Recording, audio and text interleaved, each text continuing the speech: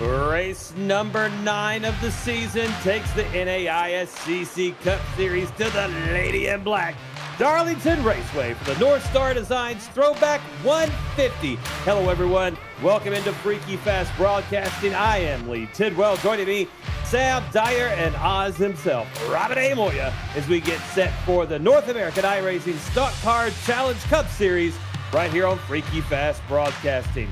What to watch for tonight? Let's watch for that number 57, Thomas Walter, coming off a huge win last week and propelling himself up in the standings to number 57. Will be looking to carry that momentum into this week's race, as he's also the sponsor of the race as well. He'll be looking to get that beautiful throwback up front and try to come away with his second win in a row. The number 05 of Nathan Soren. It was a career race for the 05. He was able to score his first top 5 in the NAISCC, kind of just one spot short of a win in P2. He's helped him gain 4 spots in the standings and put him above the playoff cutoff line in P14. The 05 has shown that he has the speed to compete week in and week out, and be looking for him to be competing for another top 10 here tonight. The number 51 of Max Foner. This has been a very consistent season for the number 51, with 5 top 10 in 8 races during this season. He's sitting solidly into top 10 in points. He'll be trying to capture his first career NAISCC Cup Series win here tonight at Darlington. The number 13 Hello Kitty Machine of Cedric Hunter, after leading 84 laps last week and coming away with a P6, I would definitely be watching for the Hello Kitty car. He'll be looking to be up front and stay up front like he's been much of the season here at the NAISCC Cup Series. What a night it's going to be, Sam. The Lady in Black, these guys are already running that high groove. It's going to be some good short track action. Oh, absolutely. It is going to be a blast. 150 laps for these drivers, and it's kind of a smaller field. So far, we got about 20 drivers logged in, and it's about a minute and a half until qualifying. The pressure's on for a lot of these drivers. Like you touched on, that of Nathan Soren. He's now made himself into the top 16 in points. The top 16 make it to the playoffs, and including tonight at Darlington, there are only 4 races left in the regular season tonight at Darlington. Then we go to Indianapolis, then Las Vegas, and finishing out at New Hampshire. A lot of pressure for these drivers, and you know, a lot of the Cat 5 drivers, they've already looked pretty solid in, but some of those drivers that are right at the bubble marker. You got Dakota Moniz last week, a poor showing for that 5 team, lost 8 positions in the points, and he's right at 16th position in points. Gonna have to get a good couple of races here if he wants to make sure that he is not knocked out of the bubble. Then he also got that of Jesse Thordick and Adam Westfield, those drivers just outside of the top 16. The pressure's on now, Lee. It's all about you show up or you're knocked out.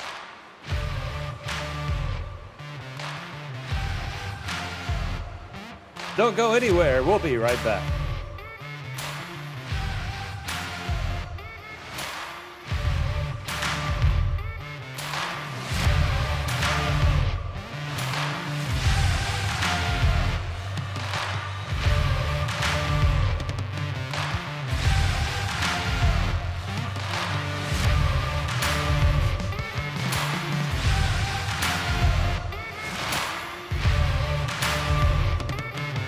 You know, there's the thing to be said about the camaraderie of the gang here at Freaky Fast Broadcast, and be it from our producer slash CEO, Robert A. Moya Jr., to all of us announcers.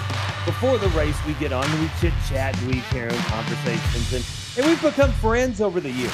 You know, we know about each other personally. We know each other on a outside of this Saturday night broadcast type relationship. And then there's times when we get on there and we chat so much and we're cutting up, we're having a good time, that we forget to load the daggum camera pack. So we got to take a quick commercial break. There's no commercial running, so we can load the camera pack. So Robert, there you go, sir. Everybody knows how. We're getting set for qualifying here. The Lady in Black, 1.31 miles, this paperclip shaped track. A little bit, man, it's even odder than paperclip. What would you call it? It's almost like a squished egg. Yeah, I would say an egg is probably the best shape to call it. Just the way that you have to enter through 1 and 2, a much wider aspect of the corners, and 3 and 4, that squished tip of what an egg would show you for these guys. But Certainly, You it's one of the never- more unique courses. You never want to squish the tip. Never works out well. Looking at the two. Brandon Colley, woo! Little squirrely there. Coming out of 2. Shook a tail feather.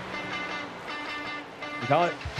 Oh, I'm sorry. That's Danny Cochran. I think it was Colley because it's a blue car. Because, see, these guys, they do these throwback schemes. Oh, they look so pretty. Oh, they're so nice. Look how cool my throwback is. And I'm going to tell you, every throwback out here tonight, excellent quality. Love to look at them. Now when I'm calling a race, I have finally learned you guys about your daggone paint schemes, and then you have a throwback race and throw me completely off. So I'm not going to know who's who for like 75 out of 150 laps we have going on here tonight. And you know who you have to thank? Whoever chose throwback night. That's who you have to thank. And then those North Star team guys throwing out their designs for this. And North Star as a team, they've actually been doing pretty well for themselves. We touched on Thomas Walter winning last week at Michigan. You've also got Ryan Ferraro, Adam Westfield. They're outside of the top 16 in playoffs with Ferraro in 23rd in points, Westfield in 18th in points. But I think besides that of Walter shining and getting the win last week, their other shining star, that's going to be Vincent Sora, who's one of the drivers that I'm surprised still hasn't gotten a win. As here's that blue machine you were talking about, Brandon Colley. Still, I mean, pretty similar blue that they're both rocking, that of the 2 and the 42. Yeah, and I was looking at his Brandon Colley's scheme. Whoop, spinning there, the 14. That's Thornick. Coming out of 4. Sora on top of the leaderboard at the moment, 28.560. We got about 2.5 minutes left here in qualifying. He was the fastest in practice. And, you know, you just talked about it, Sam, touched on it, how it's surprising that Sora hasn't got a win yet. Tonight could be his night. But then, oh, my goodness, Brian Johnson says, no, sir. Jumps to the top, 28.530 for Mr. Ultra Instinct. Yeah, Mr. I've got 3 wins this season. Most wins so far this season for that group. And they've also got the other Cat 5 member, that of the 11 currently, rocking an old Dale Hart Jr. Amp Energy drink machine of that of Nick Crawford. And Crawford actually had a pretty good showing last week at Michigan as well. Yeah, and Crawford's a solid driver. And especially, you know, you think that Zach Hall is good on road courses. We've seen him win here. You've seen how Brian Johnson drives road courses. You see how Colley does. Nick Crawford could be the best of all of them at road courses.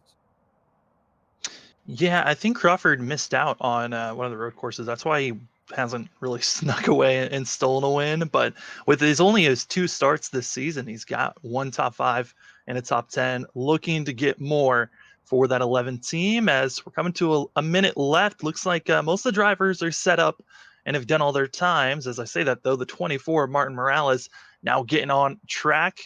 But if anything, always waits.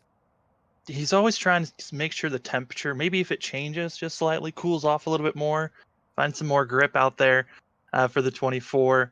But if anything from last week really showed qualifying, if you need to qualify up front, Michigan Cat 5, they usually were qualifying in the top 10 almost every week. Last week, they were scattered from top to bottom of the field, and they were all still caught up in the mess of last week's 10 caution race. A lot more than we were expecting at Michigan.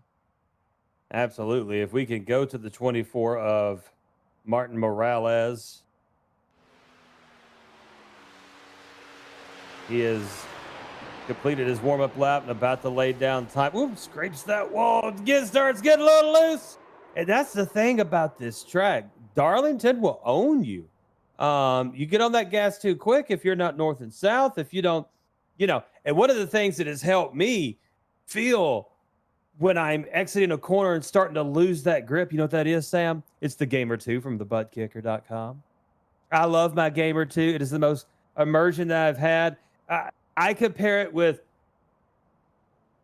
it improves your racing as much as a force feedback steering wheel. We'll talk more about the Gamer 2 and the ButtKicker coming up in just a moment. Brian Johnson will take the pole in number 28 with a 28.530. Vincent Sora in second, at number 15. The number 13 of Cedric Hunter begin in third. Danny Cochran in the number 2 will begin in 4th position. In 5th, Nick Crawford in the number 11. The 42 of Brandon Colley in 6th. Maurice Gomillion will be in 7th position at number 44. Kyle Rochelle, the number 1, will be in 8th.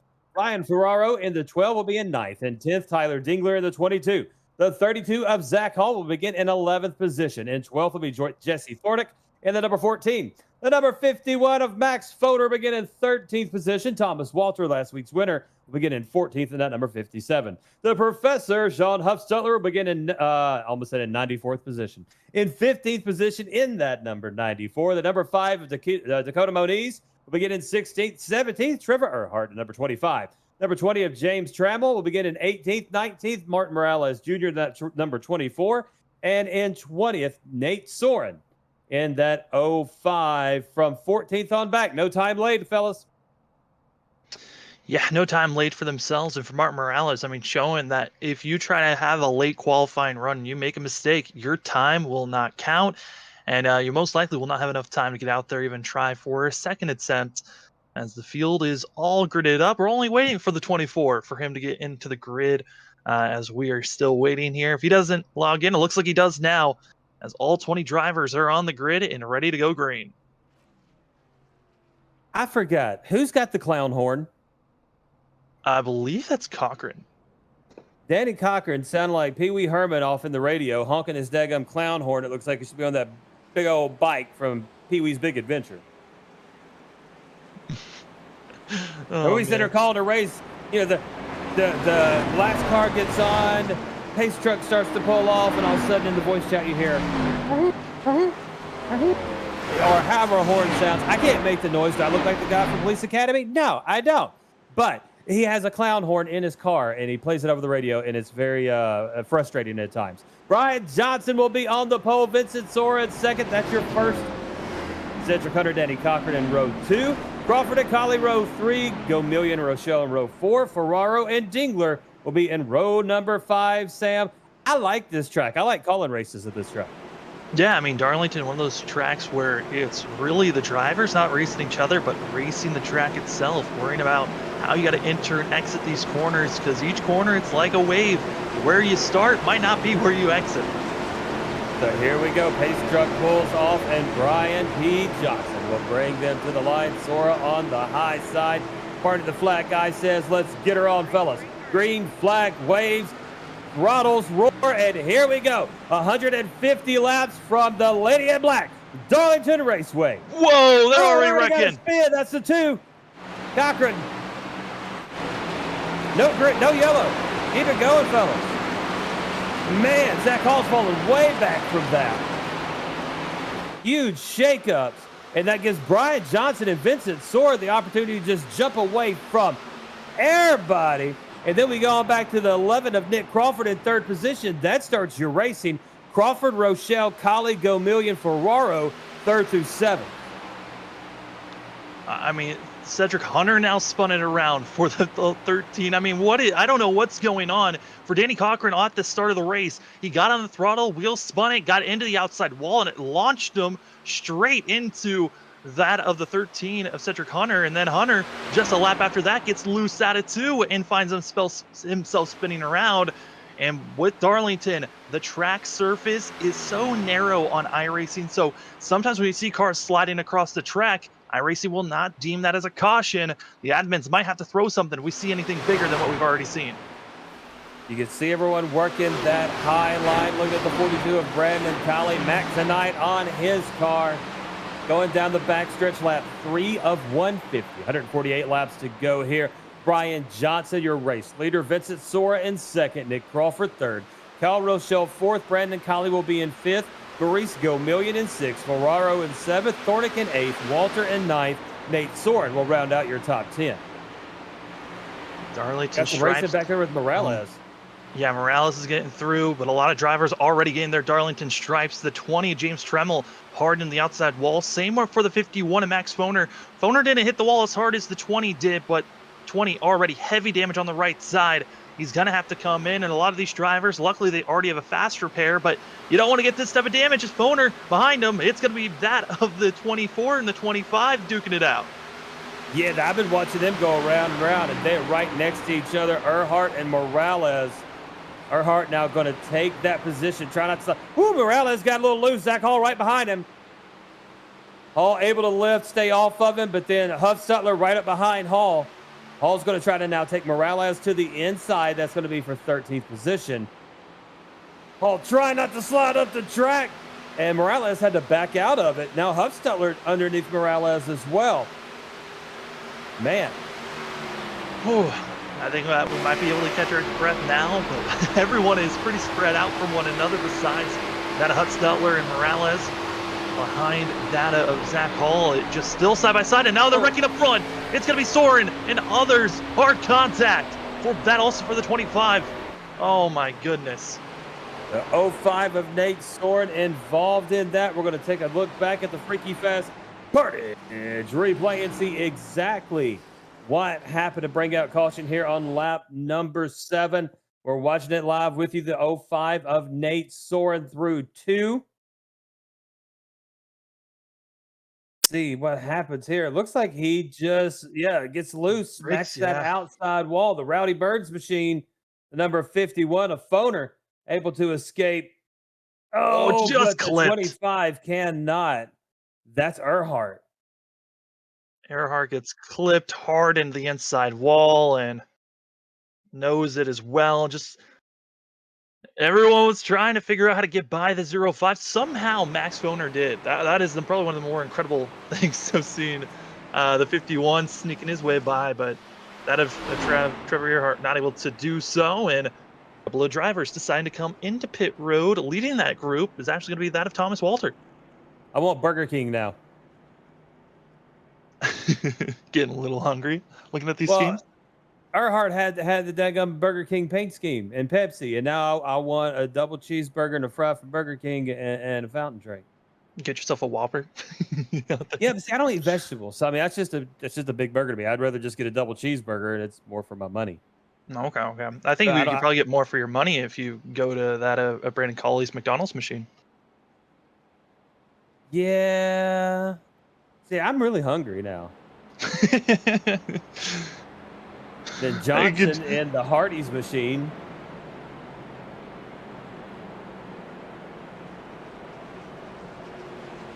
Got energy drinks, food. Everyone rocking their different schemes here tonight.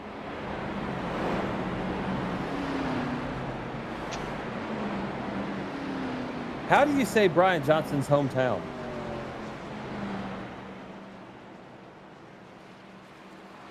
Uquave Arena? I'm not even going to try. I'm probably one of the worst at pronouncing people's names, let alone try people's towns. Yeah, why can't you just be from Battle Creek, Michigan or something? Make it easy on us. Right? Where are you from? Tyler, Oklahoma. Good, I can say that. Well, we know what his hometown name is. We just don't know what state it's in now. We're being told North Carolina from the voices in our head. As we're going to take it 1 to go to green when we come around this time. Now, I tell you what, Sam, they spread out pretty quick. We saw some battles here and there, but most of these have been self-inflicted wounds. What was that? Our voices in our head are yelling, "Oh no!" Yeah, no, they spread out pretty quick. I literally jumped. I did too.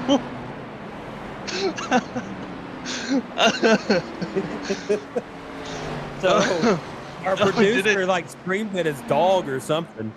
I think Me and Sam both are literally, jumping in our seats because it just randomly in your ear. You're like, what the heck was that?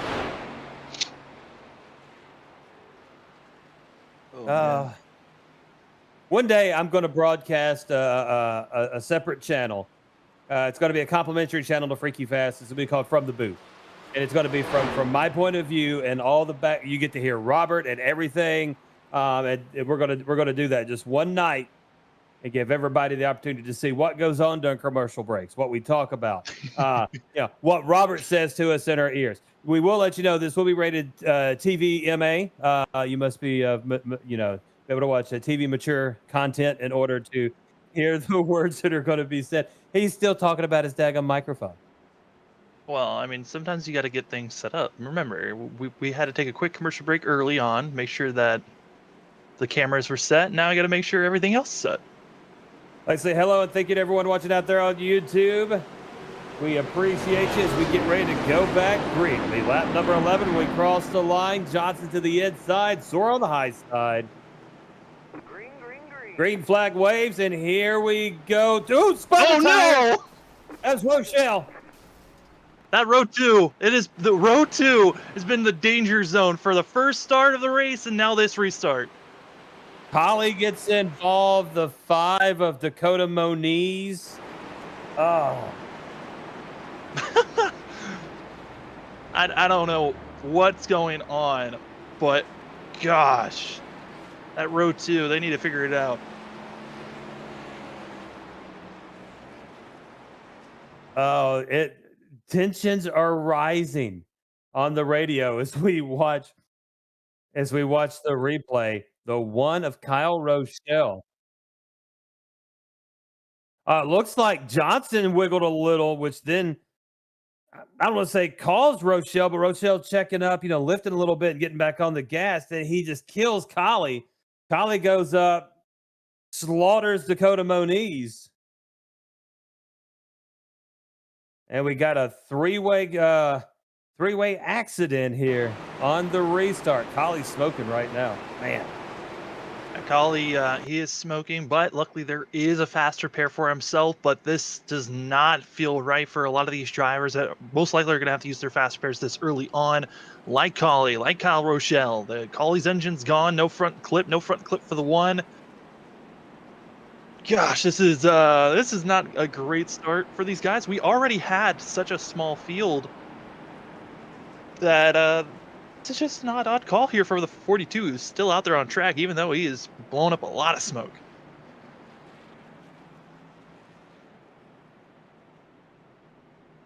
Hunter Hayward joining us there on YouTube saying the restarts aren't looking too pretty right now. Exactly, sir. Exactly. I think Darlington, I've broadcasted a lot of Darlington races, and always the restarts. It doesn't matter what setup these guys use. There's always at least 1 to 2 guys that just struggle on the restarts. But this is just a full collapse by a lot of the drivers. I mean, like you noted on, we saw Johnson also wiggling on that replay. But re-looking at it, there was plenty of space for Kyle Rochelle. He just got on the throttle a little bit too soon. That got his one machine wiggling and overcorrected, went straight into the outside wall and collected the field. Yeah, Collie highly upset as he is missing the whole front end, so he's going to have to use this fast repair. That'll put him with 139 laps left in this race with no net. Yeah, and for Collie, he started off the season on such an off note for the first 2 races, finished practically last for both of them, and he was on a pretty good stretch there through round number 3 to 7, and then last week at Michigan kind of fell off, lost some more points, and he's now in 15th in our point standings, and he really can't afford to have this type of off week because it just makes that bubble spot of 16th place in points even closer than what it was before. So Johnson will be in first, Sora second, Crawford third, Ferraro fourth, Gomillion fifth, Thornick sixth, Foner seventh, Zach Hall in eighth, Huffstutler ninth, Morales in 10th. Dingler will be in 11th on the outside looking in. Miguel Lopez on YouTube talking about Dingler, saying he got dinged a little bit in one of these incidents as well. Yeah, looking at some of the drivers that have already used their fast repairs, looks like that of Earhart and Collie. They're one of the only ones that have used the fast repair so far this race. Everyone else trying to just get their repairs done. Nathan Soren actually forgot to press his fast repair, clicked it off, so he is manually repairing that 0.5. It's currently 5 laps down, about to be 6 laps down as he is still trying to get repairs done. That's one of the things, especially when you run a race that you have a fast repair, or you especially if you only got one, and you forget to click it off, and then you come into the pits and you barely dinged a wall or something, and it uses your fast repair, and you're like, oh, what the crap? Or have it turned off, and you like right there, you forget to turn it back on. You pull in, and it says, optional repairs 12 minutes. And you're like, well, there we go. So yeah, I gotta map a button to my wheel. I haven't done that yet. Try to get that fast repair clicked on and off with that button. Because crew chief don't like me. I'd be like, hey, chief. And he'll talk back. He don't say nothing. I've got like a button on my wheel to like go through all the black box and get things set up as pace truck pulls off. Pace truck pulls off, and Johnson will lead them down. It'll be lap 15. We've had 2 cautions so far this evening. Green, green, green. Did we get some green flag laps under our belt? Oh, I already got someone spinning. Or not spinning, but spin the tires at least.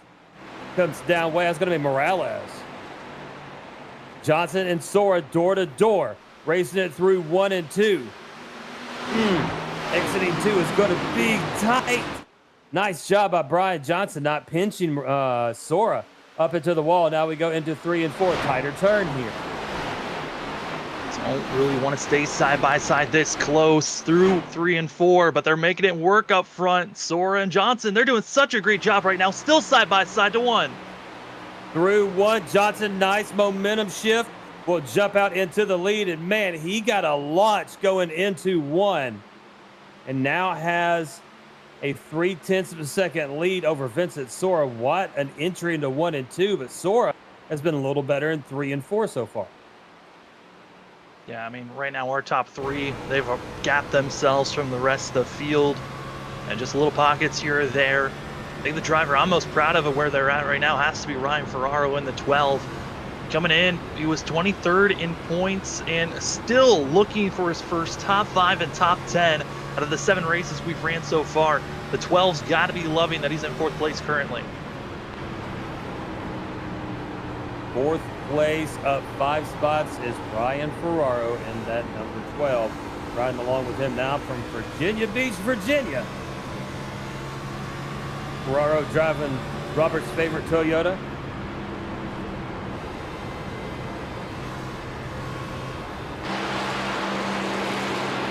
Just look at these cars through the corners. They're wiggling so much. You can just tell none of these cars really look balanced at all, even for our leaders.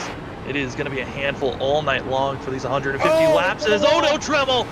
Tremmel as well as the 24 Morales. Hard blink and we stay green. We'll stay green. Tremmel's going to fall way on back. After getting Earhart got clipped by the 24 in front of him. Man, what is going on?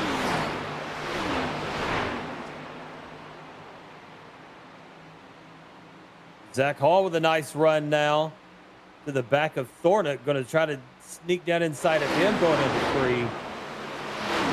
Thornick right up against that outside wall.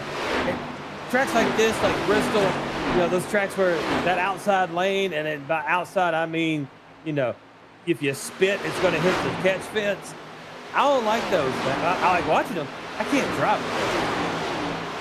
Yeah, I mean, entering these corners is so awkward, especially because when you enter the corners, your goal is to enter low, really arcing it in. And then in the center of the corner, your car just wants to push up close to the wall, and on exit, it will drop down.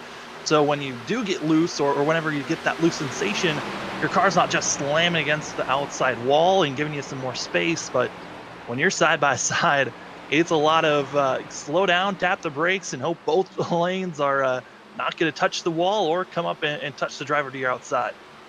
The 14 of Thornick. Whoa. Thornick lost the spot there. That was Cedric Hunter who passed him. See, not in the Hello Kitty car. So I know it was Cedric. Yeah, it's very odd not seeing the pink machine running out there for the 13.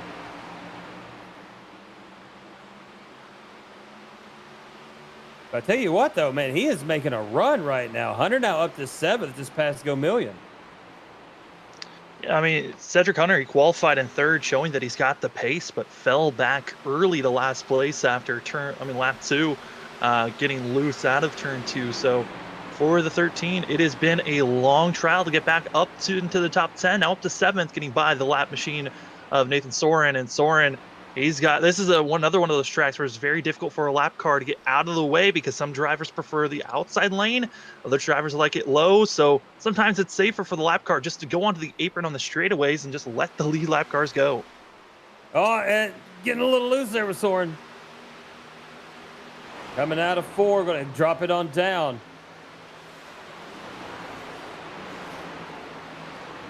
Everybody going to go on by. Whew, almost came up in front of the professor.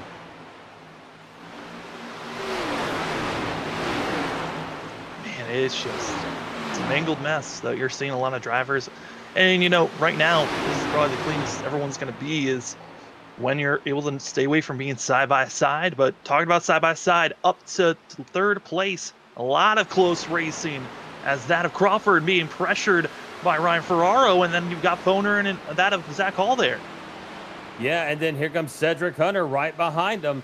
Hunter actually pitted on lap 8, so a little fresher tires. Coming through, Zach Hall's going to duck down. He passes Foner. Can he keep it down, though? Foner's got a nice exit out of 4. Zach Hall able to slide up in front of him. Now here comes Cedric Hunter behind Foner. Foner now in 6th position.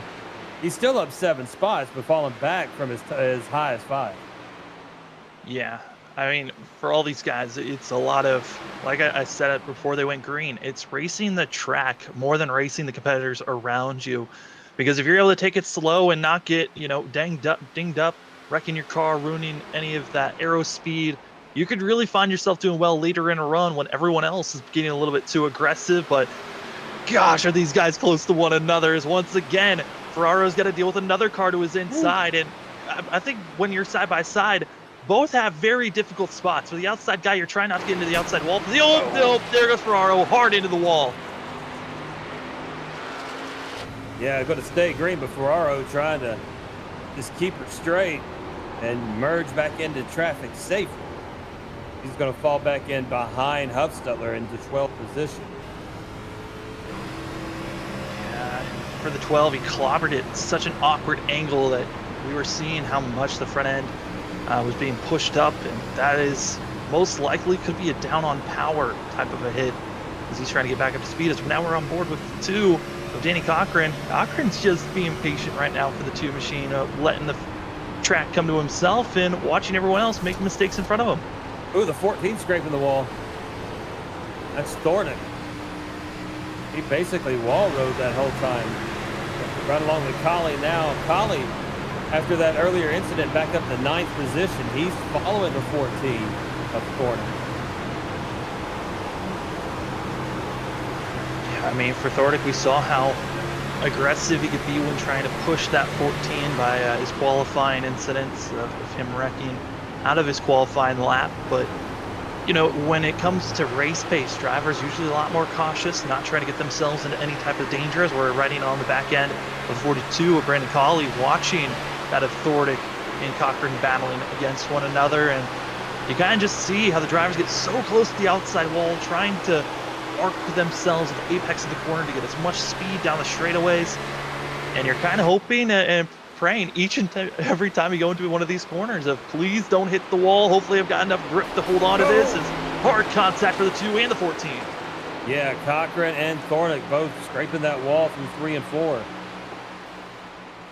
There's going to be a lot of right side doors that need to be replaced after tonight.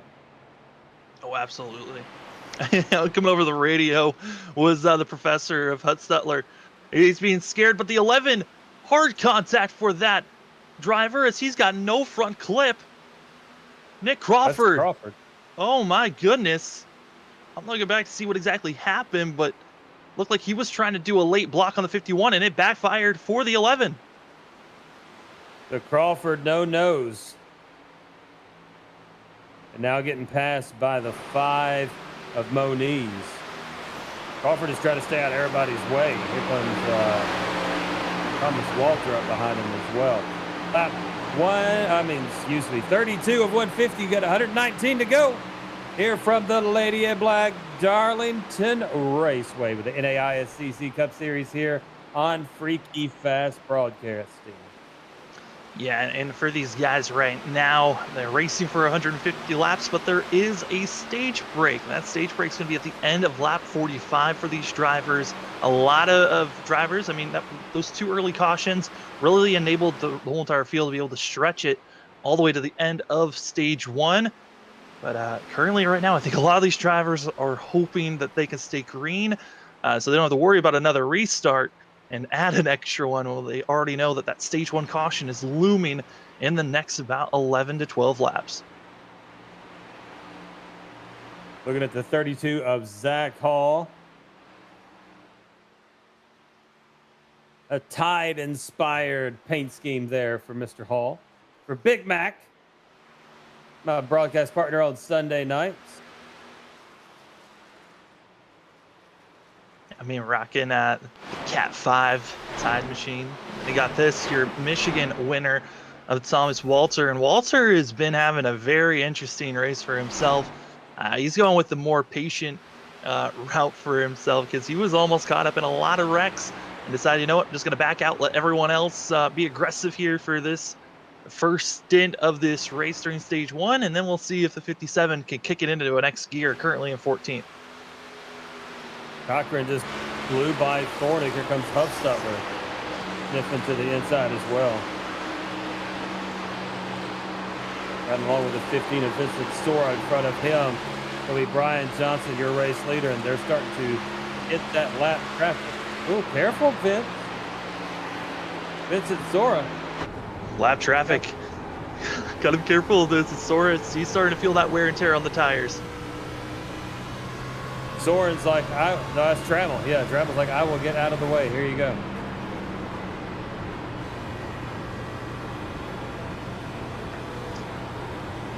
For lap cars, this is difficult for themselves as Johnson's still trying to catch up and get by. He's got two more drivers to get by before the end of this stage is over, as Martin Morales right in front of the 28. You see there running high, and with Darlington, lap traffic could certainly cause issues for the leader, because if the lap car gets into the outside wall while the leader's directly on their back bumper, it can be taking out both drivers.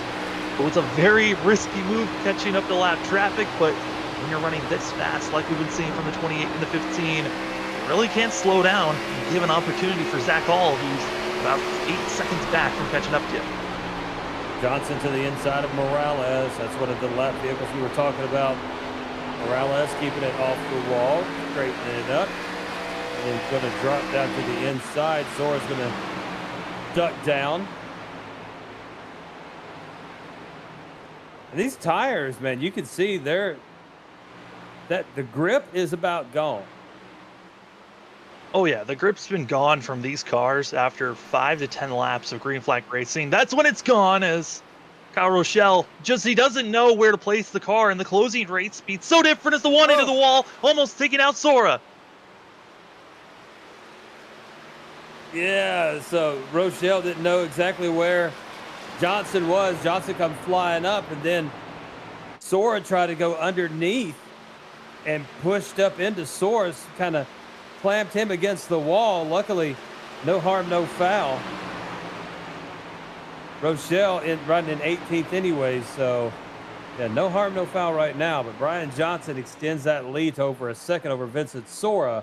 We have 6 laps to go before the end of the stage.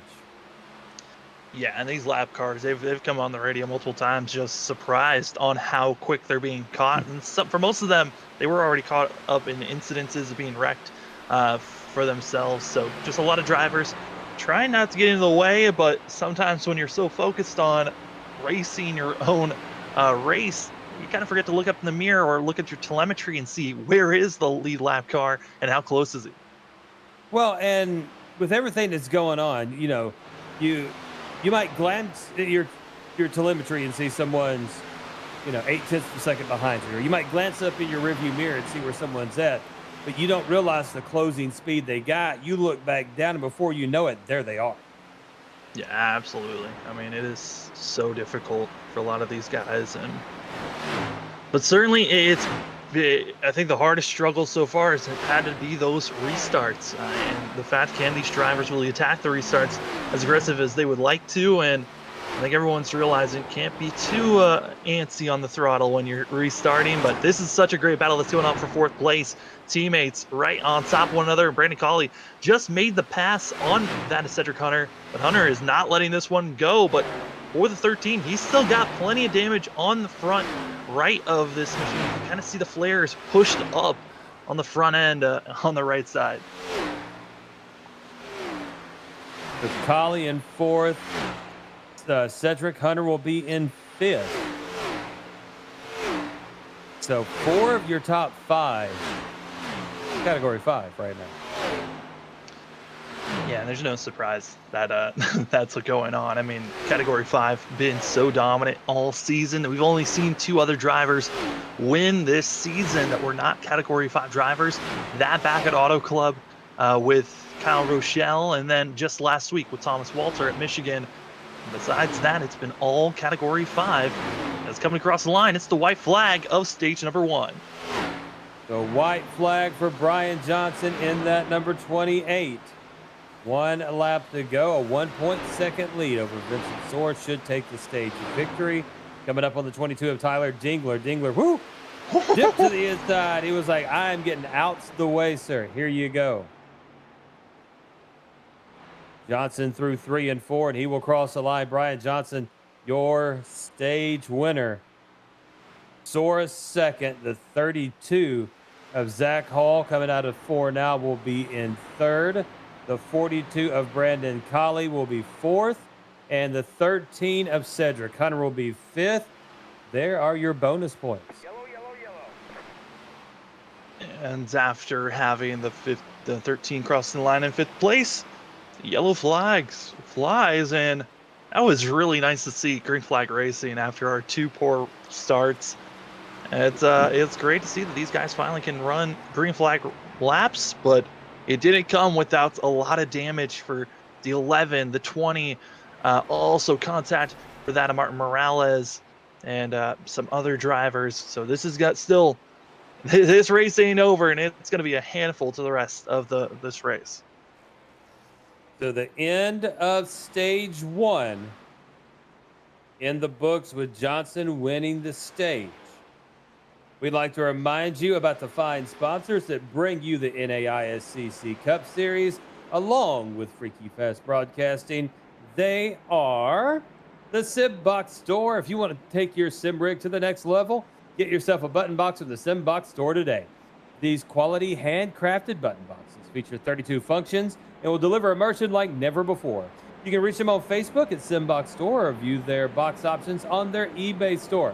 Don't forget to like their page and let them know that Freaky Fast sent you. That's the Simbox Store. You really push our buttons. And brought to you by the ButtKicker and the Gamer 2. Every game deserves a truly immersive experience, and the ButtKicker Gamer 2 lets you feel every detail. That's the word. From subtle footsteps to the rumble of a V10 powered race car. From ambient environmental effects to the power of a nearby explosion. By moving a physical mass instead of only air like traditional speakers, the Gamer 2 provides an instant, accurate, powerful bass response. It's all perfectly in sync with every game with no additional software required. Check out the Gamer 2 at thebudkicker.com. Use promo code FreakyFast20. That's Freaky with 2 E's. FreakyFast20 for 20% off your order of the Gamer 2 at thebudkicker.com. Now, I used that promo code when I got my ButtKicker and have absolutely loved it. And then my my lovely wife for Father's Day got me my first ever sim rig. So I got a play seat, the Evolution, not the one that looks like a lawn chair. This is a rig. And I was like, man, how am I going to hook my Gamer 2 up? You know, there's nowhere to hook it to. And so I was Google searching and stuff. I was like, you know, how to hook Gamer 2 to play seat Evolution. And there was a link to the ButtKicker website. And I'm like, well, let's see what they have to say. They sell an adapter kit. And it was like only $25. And now my Gamer 2 is attached to my play seat. And absolutely surreal. Going from a guy who started out with rolly chair with no locking wheels. So this sucker would just move. A wooden like TV tray that I clamped my wheel to, had to put my legs through the little foldy legs, and then actually kind of spread my legs out like Kegel exercises to keep that thing straight.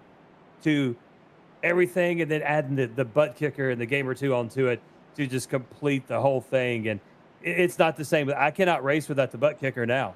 If you know, I get a little overzealous at times, and I turn it up a little too much because I'm just like, you know, I it, you don't know what you're missing until you've used it. And now, I turn it up too much, and safety mechanisms, because the butt kicker, they know that people like me exist. It'll turn off before it overheats. It'll turn off before it breaks itself. So I've overheated mine before because I had it cranked up too much, and it shut itself off. And then all of a sudden, I'm like, I can't feel the road. I can't feel the track. I don't have that textile to it. I'm lost. And that's when I realized how much it really, truly added to it. Yeah, that is. It's always great when you can find something that just enhances your experience gaming wise, or in any type of facet. Have you ever tried like watching a movie or something with the Gamer 2? No, the first thing I did, because I was just trying to get it to work, is I found some old bass music from like mid 90s and played that, and then just it was just vibrating my butt, and it was kind of a cool thing. It was like a single mom in a washing machine. It was an enjoyable time. We get ready to go green this time around. Brian Johnson will be on the pole. Sora in second. Cedric Hunter, Brandon Colley be row 2. Foner and Huffstutler row 3. Go Million and Moniz row 4. And Walter and Cochran in row number 5. Party the flag guy says green flag, waves it down. Here we go. Can Sora finally take the lead for Brian Johnson here on the restart? We go down into 1 and 2. Johnson on the inside.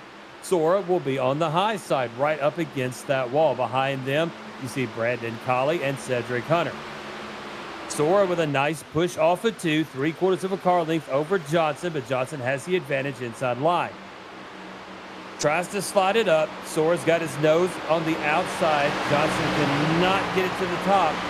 Sora will have a run, but Johnson will continue to lead here lap 52 of 150, Sam. And then Johnson just says, I'm tired of playing, and gets that excellent launch out of 1 once again.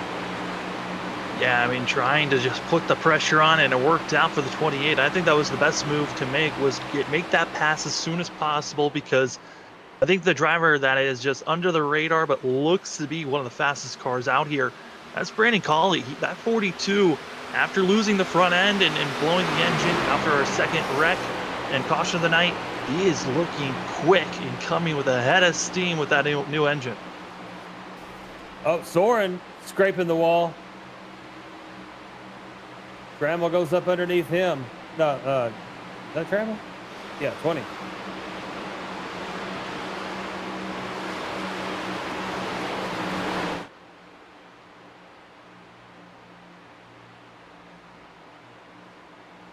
Gosh, looking at the field, it is just a mess of drivers trying to recover. Got Rochelle getting a little bit scraped up for himself, and also trying to get through as the 24 gets out of shape for that of Martin Morales, getting almost tapped around by the 24. Soren gets loose. He was able to hold on, almost overcorrected. That's what that puff of smoke was in front of the 24.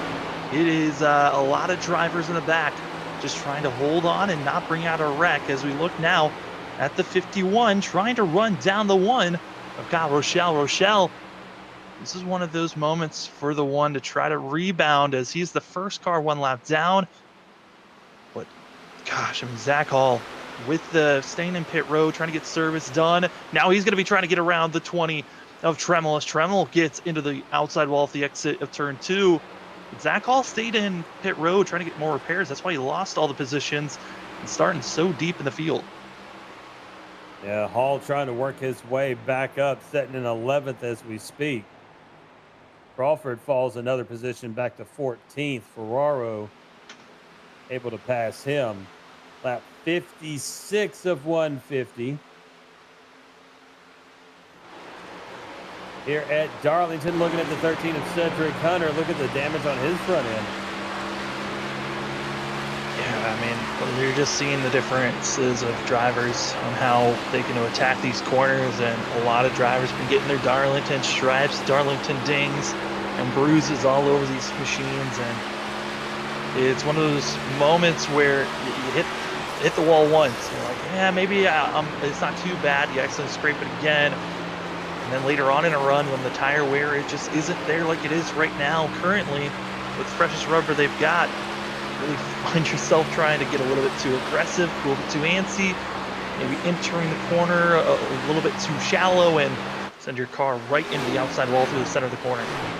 Ooh, like Cochran almost did. Cochran went into one little low, but man, he got a great exit. Cochran goes around Go Million. That will be for 8th position. But then you also got that of Thomas Walter behind them, which Walter was back in 17th at one moment and now trying to move up into 9th. It's Go Million. Gotta be careful. There's a lot of drivers still verbally upset about how, and you could just sense that there's aggression in these guys. They were already kind of upset on how last week's race went, not expecting to have 10 cautions, a lot of tempers flaring, drivers getting a little bit too aggressive. And here at Darlington, kind of had a sense that that aggression level was going to carry over to tonight's race, and started off with a lot of drivers having issues. And when you start to have a bad race and then you get caught up in someone else's mess, it certainly can raise those tempers.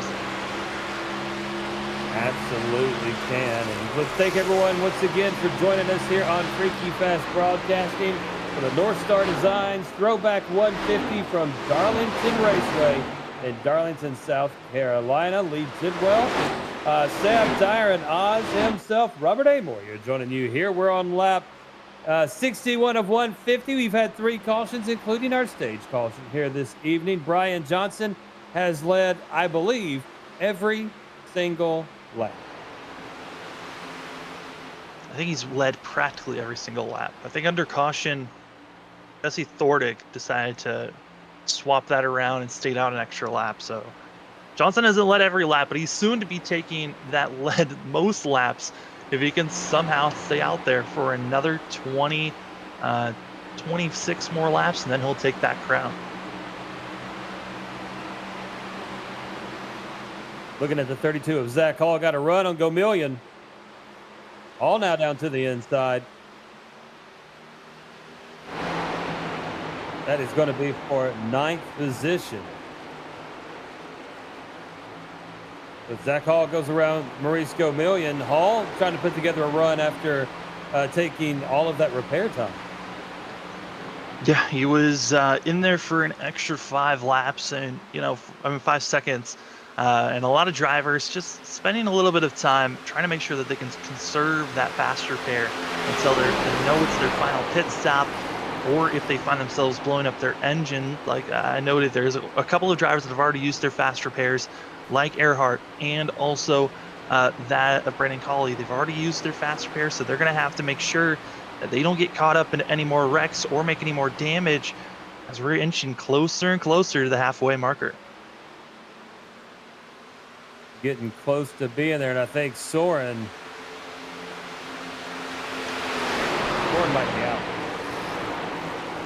Yeah, I'm going to go back and see exactly what happened to the 05, and it looks like he's been drifting around the course a lot, and he's already had to use his fast repair. And for the 05, it just hasn't been a great race. He's been trying to hold on, and last week Michigan came away with the 2nd place finish, his best finish of the season, but it's just not looking good. Now into the pits, it's going to be the 20 of Tremmel, who once again looks like he's blown his engine. Not good for himself. We'll see if he can coast his way to his pit box, or if his race, he's going to have to take a tow. I don't think he's going to have enough oomph to get on down there. Yeah, he's still got to go for another at least 20 more boxes, I believe.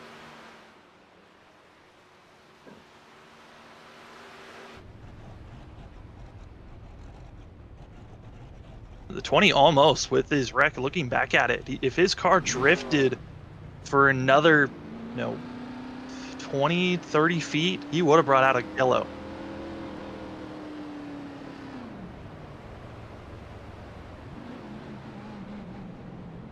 As it didn't quite blow it up, it's trying to prevent that. So into the pits, the 20 of Trammell. Zach Hall goes around Cochran. That'll move Hall up to 8th position.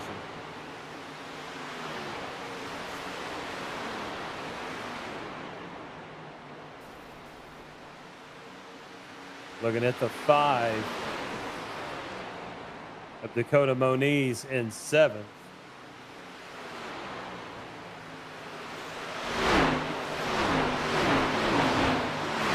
Moniz in 7th place. Tried to go for one of his best finishes so far this season. As Moniz, he's gotten 2 top 10 finishes, but he's got 0 top 10s, which is very surprising for this driver that we saw win last season. And it hasn't really looked like he's got the speed to win it at all recently. I'm wondering if possibly he's going to need some of those top competitors to get caught up in a mess or even a super speedway race. But with the fact that we got tonight at Darlington, this race has been looking like the Brian Johnson show.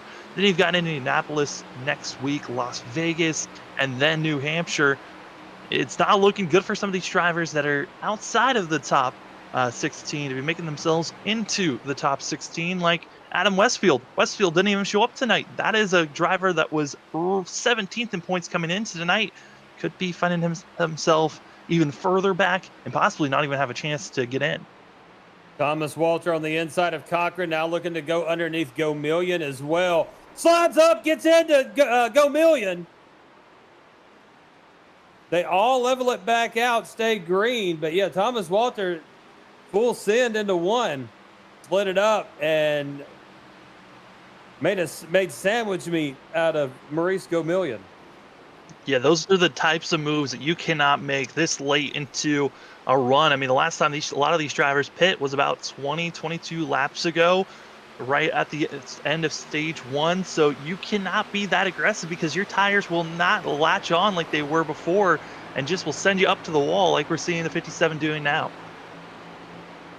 Yeah, and if you're going to send it, I mean, he got around Cochran fine, but trying to go around Go Million as well is where he didn't have the room to let that car, drift on up the track like it was Walter. Into the wall again was Walter, right there at the apex of 3 and 4. Yeah, then also behind Walter, you've got Ferraro, but going by is going to be that Danny Cochran by Go Million. Go Million, he is off pace, and he's being ran down by Thomas Walter, and we might be seeing these guys duke it out one more time. Yeah, Go Million just got on the radio, said he's got a bit of damage. Ferraro right behind Walter. Walter behind Go Million. And then you've got Thornick, who is now caught up with that group. They come out of 4. We're on lap 73 of 150 here at Darlington. I'd like to thank everyone for joining us. See what we're going to do. We're going to take a quick break. When we come back, we'll have the conclusion, the final half of this. Careful there, Ferraro. Oh, no! We will not be taking a break. It's not even a yellow. We stay green even with that collision. Oh, Ferraro got into the 25. That's going to be Earhart. I don't know what. That just. What happened? Unsure, sir. That was such bizarre. Just came out of the corner. Maybe a little bit of an overcorrection for the 12. I don't know. That was an overcorrection. Rewatching it, I think he thought he was clear to come up and didn't realize the 25 was there and just came up at the worst time. Ferraro dinged up, has to go into pit road. Earhart is well into pit road. Earhart does not have a fast repair to utilize here, I don't believe. Might have to take some time getting the repairs done. And gosh, that is a horrific wreck to see for these guys that were just cruising around. We were about to go to go to commercial break, but both those guys wanted to make things a little bit more dramatic. Looking at the 94 of the Professor Sean Huffstetler, up 10 spots, sitting in 5th right now. Excellent run for the Professor. Oh, yeah. And for that of Huffstetler, he's trying to get his first top 5 this season. For the 94, who, again, like a lot of drivers that we saw running well during season 2, of the NAISCC Cup Series. They've kind of had a couple of drivers fall off from last season to this season, and Hustler, one of those drivers that has really been caught up in a lot of messes that weren't of his doing. But certainly luck has not been on the side of the 94. But currently, after halfway of this race, we're hoping that things change and he can get a top 5 finish. Brian Johnson working his way around some lap traffic, and now Sora trying to do the same. Over 1.5 second, call it 1.9 second gap between Johnson and Sora as we speak, and just continues to pull it out. Sora still got Martin Morales between the two.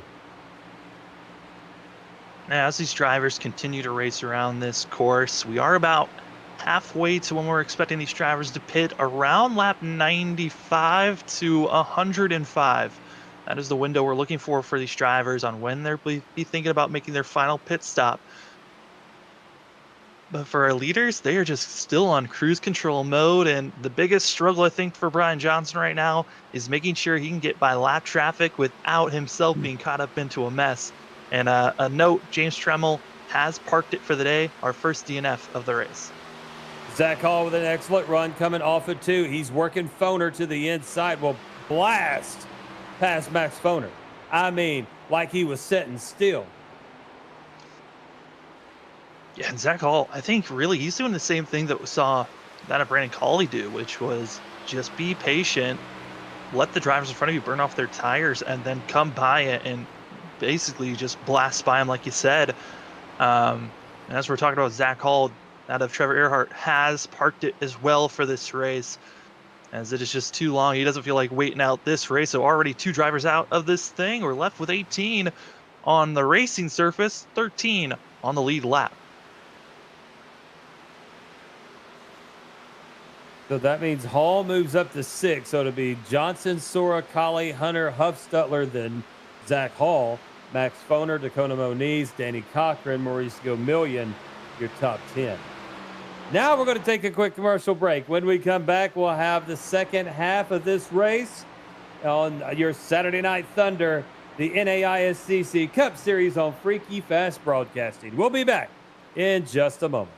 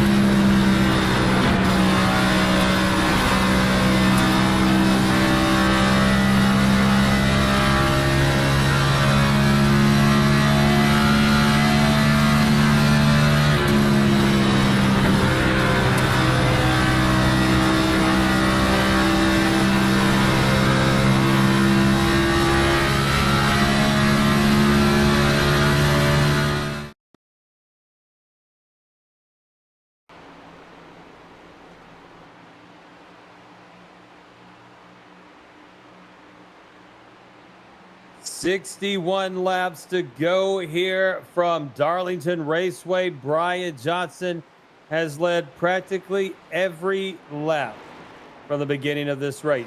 Vincent Sora in second, Collie third, Cedric Hunter fourth, Sean Huffstutler in fifth, Zach Hall in sixth position, Dakota Moniz in seventh, Danny Cochran in eighth, Maurice Gomillion ninth, and Nick Crawford. No-nose Nick. He's still no-nose, or he fast repair that sucker? Let's check it out in the number. Oh, he's no-nose Nick in the number 11. Rounds out your top 10 there, Sam. No nose, no back bumper, and also almost directly behind Crawford is Thomas Walter, who's trying to make his comeback after a few incidences for the 57. And who was racing with Walter was Jesse Thordick, but Thordick has gotten close to outside wall, and they've got to be careful because they've got second place runner Vincent Sora trying to cut through this lap traffic that Brian Johnson's already gotten by. Yeah, 9 cars on the lead lap. Sora is 3 seconds behind Brian Johnson, 3.5 actually. But Johnson just been dominant here. You know, and we've talked about this before. There's certain drivers with certain tracks where their ultra instinct does kick in, and they don't have to think about what they're going to do. They don't have to plan it out. They just go out there and they just do it. And tonight is one of those nights and one of those tracks for Brian Johnson. Oh, absolutely, but Sora just getting a little bit too aggressive, trying to gain all that time back. Gets into the outside wall for the 15. He's feeling that pressure. He was right on the back bumper of the 28 within a second. But once they caught up the lap traffic, that has been really where that of Brian Johnson just pulls away from the rest of the field, as we are now left with 9 drivers left on the lead lap. And we are under caution. I was thinking of questions that we can ask the booth, and I've been doing this the last couple of weeks. But how many drivers do we think are going to be left on the lead lap if this race stays green? And I'm going to put plus or minus 7 drivers left on the lead lap.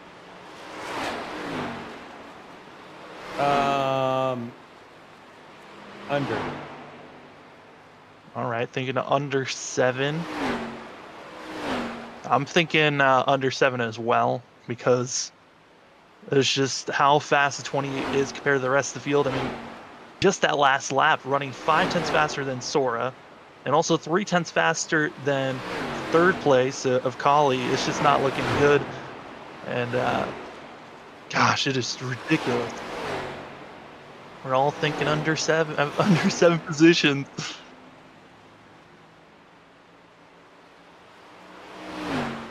Yeah, Johnson's just kind of been pulling away, and still, you know, Johnson also has run the fastest lap of the race, a 28.702. Sora's fastest lap, a 28.807. So a full 10th difference there in just fastest lap. But let's see last lap when they come around. Actually, we got that. Yeah, 31.1 to a 31.5, so 4/10 faster for Brian Johnson. Next closest driver, looking at that board of drivers that are on the lead lap, is that is Sean Huffstutler.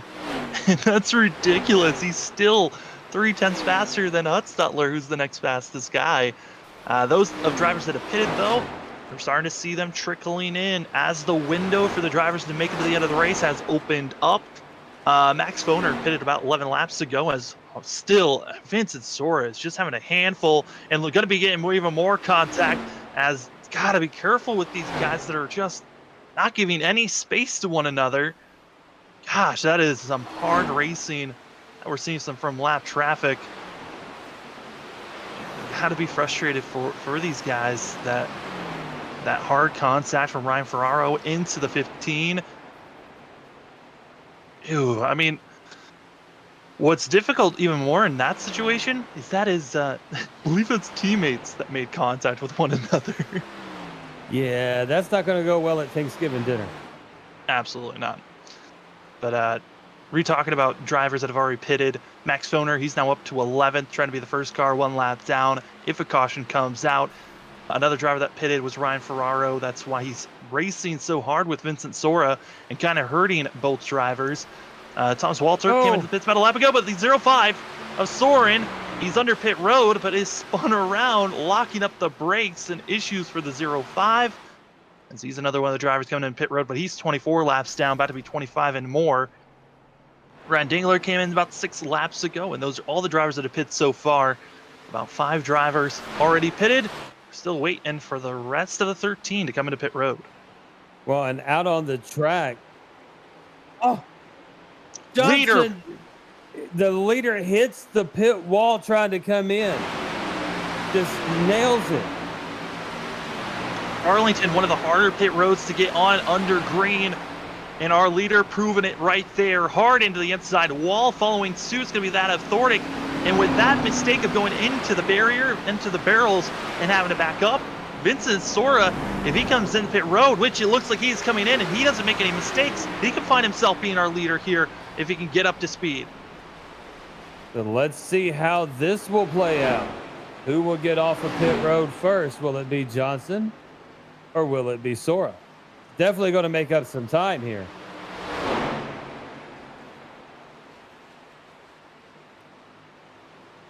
Johnson comes off quickly. And Sora's still in his pit box, so. Looking back, and fast repair was used for the 28. So Brian Johnson at this point hoping that he has 0 issues with lap cars or even get into the outside wall, as he does not have that safety net anymore. Moniz into pit road, and as well as the 13 getting service done for himself. So it's going to put Collie into the lead. Huff Stutler in second, Zach Hall third. They all pitted right there on that lap 48, 49 mark. Foner pitted on lap 85. He's in fourth. Crawford pitted on 49. He's in fifth. And then you've got it shaken out. Johnson, Sora, Cedric Hunter, Dakota Moniz. Make that Ferraro over Moniz, but Ferraro hasn't pitted yet. So, yeah, as these pit stops come in, Collie's coming in now. Yeah, and this is probably the best time to try to use your fast repair if you still have one to use it.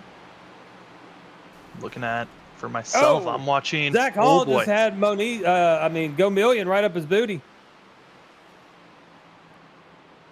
Zach Hall also going to be having that of Ryan Johnson going by on the outside. Here comes Walter as well. And all on those older tires, you can just see the major difference of having fresh rubber under old tires. Johnson inside of Go Million. That catapult move going into 1 and 2. He's got that thing mastered. There comes Thomas Walter up to the back of Go Million. Zach Hall is slowed tremendously from that little kissy kiss. It's like 2 dogs meeting each other for the first time and having to sniff each other. Go Million right up the tailpipe of Zach Hall. Whoa, he cut a tire. Locking up those brakes because he overshot the entry. And for Hall, almost goes into the barrels, and I think he might have scrubbed the wall coming in. So Zach Hall in now.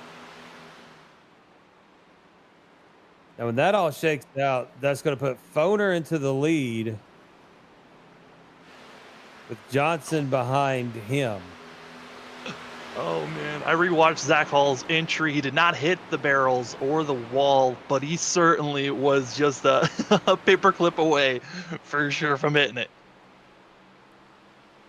So 45 laps to go. We'd like to thank everyone for joining us tonight and for sticking with us throughout this entire, how long we've been on the air so far? Hour and 20 minutes. And some of you have been here since the beginning. And for those, I salute you, ladies and gentlemen. For those that just joined us, you don't know, number one, what you missed out on earlier. Number two, we're just glad you stopped by, even if it's just to say goodnight. Number three, don't forget Freaky Fast Broadcasting on the air 6 days a week and sometimes twice on Sundays. Check out the ticker at the bottom for all the great broadcasts. As Danny Cochran, along with the 5 of Moniz and Foner, all like a little cluster there. Brian Johnson with fresh tires comes charging. Yeah, thought for sure with Johnson getting into the tire barrels that it was gonna at least slow him down and maybe let Sora get closer, but Sora, he's still having issues with lap traffic and getting by that lap traffic, that it actually has extended the lead from where it was from the 28 when he originally went into pit road. It's just ridiculous to see the difference in speed and also kind of the difference of respect, it seems like, from the lap cars when they see the leader compared to second and those drivers even further back. Johnson goes around Foner, retakes the lead. And Foner's still got a pit. Sora in third, Cedric Hunter in fourth, Nick Crawford fifth, Brandon Colley sixth, Sean Huffstutler seventh, Zach Hall in eighth, Moniz in ninth, Cochran will be in 10th, and we still have actually now 10 cars on the lead lap. We gained one. Well, we gained one, but we're about to lose two. So we're soon to be left with possibly, with that Foner's still been out there, we're probably going to drop down to 8 drivers left on the lead lap once we see the 52 coming to pit road. And also we are waiting for that of Nick Crawford to come to pit road. So we might be right at 7 once we see our leaders coming to pits. 7. Oh, Sesame Street. Probably one of the only references I can do that someone as young as you would get. Cochran all over the back side of Moniz. Comes flying by. Here comes Johnson to the inside of Moniz. Moniz just being a nice guy. Foner now letting Sora go by. So Sora moves up to second. Cochran drops back to third. Not Cochran, Foner. Where in the world did Cochran come from? I mean, yeah, Cochran and Moniz, they were battling with one another. So you did see the 2. Yeah, Johnson chasing down Cochran now. 38 laps to go, Sam. Yeah, I mean, 38 laps to go, but still there's still a little bit of a tension when you're the leader and you're coming up in up the lap cars, because you know if they make one mistake, they could be collecting you as well when you're making these passes. Is Johnson's trying to figure out how to get by the 2, and it's kind of a coin toss on where you want the lap car to go. If you want them to stay low or go high, either spot kind of is terrifying when you're going through the corners. Cedric Hunter goes around Foner and moves into third position. Here comes Go Million, but he is a lap down. Johnson looking to the inside of Cochran. Ooh, center of the corner. That's where you got both drivers wobbling. We got the 2 is going to come down. 28's going to go high, but luckily clean pass out of the corner. And with how hard they were battling, that brings that Moniz back into the mix as the battle for 8th back to raging on. Update of drivers coming into pit road.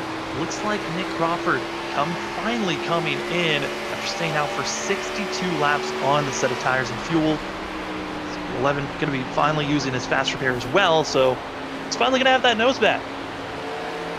He will no longer be Voldemort. We have 35 laps to go here from Darlington. Cochran's going to let Moniz just go on by. That was very odd, but I think the 2 with how Lucy got out of the corner just thought, hey, I'll just stay low. You take that position. Which is also going to be giving plenty of space for Vincent Sora to figure out how to get by both these drivers, as the gap between first and second, 3.5 seconds. Ryan Johnson has just been so consistent. For Sora, one mistake, you lose that time, and it just seems like there's no way to gain it back, even though under green flag pit stops, Ryan Johnson made that mistake coming into pit road. Really hasn't backfired for the 28 at all. Foner sticking with that strategy, falls back another couple of spots. Colley and Hall both come around him. Now Huffstutler as well. Max Foner continues to fall backwards. Actually, they may take that back. Foner now pits on 116. Yeah, I mean, it's finally had to come out. Max Foner, he pitted early in this stint around lap 75, which was way too early. He was not going to make it at that point. I think lap 92 to 88 would have been the furthest that you could have gone, earliest you could have gone pitting, but for Foner, he has to pit. Now, looking at the rest of the field, everyone should be good. The only driver that's on a question mark for me, he might have to make one more pit stop, is the 12 of Ryan Ferraro. That is still a lap down, and fellas, we're down to 6 drivers on the lead lap. So right now we are under the so-called over-under that Sam arbitrarily pulled out of thin air. I didn't want to make it too hard. Yeah. Huffstutler being the last guy on the lead lap. So we've got Johnson, Sora, Hunter, Colley, Hall, and Huffstutler all on the lead lap. Lead lap is lap 120, I think. Yep, lap 120 of 150. We have 31 laps to go. Here from Darlington Raceway with the NAISCC Cup Series. Foner's on pit road now. We're going to go back and see what happened to Max Foner. Something triggered. Max Foner gonna get loose coming out of the corner here, and he tried to save it on the backstretch and just wasn't able to as he gets loose in that moment, and then it is all seesawing and just could not hold on. Trying to stand on those brakes and then, hard nose contact into the inside wall. So Foner, and he took his toe. Frustration mounts. Still in pit road, and I don't believe Max Foner has a fast repair, but I could be wrong on that call. So wait for another probably minute and a half for when we'll see the 51. If he's still in pit road after 3 minutes, that means he did not have a fast repair for himself, as now the 22 into pit road. This is a very much unscheduled stop for himself. I'm looking back to see if he possibly had any issues, as trying to get some repairs done for the 22 machine of Tyler Dingler. Crawford goes around Sora, not for position, but on fresher tires. Sora seems to have kind of plateaued. Now he pitted on lap 102, so around 21 lap old tires.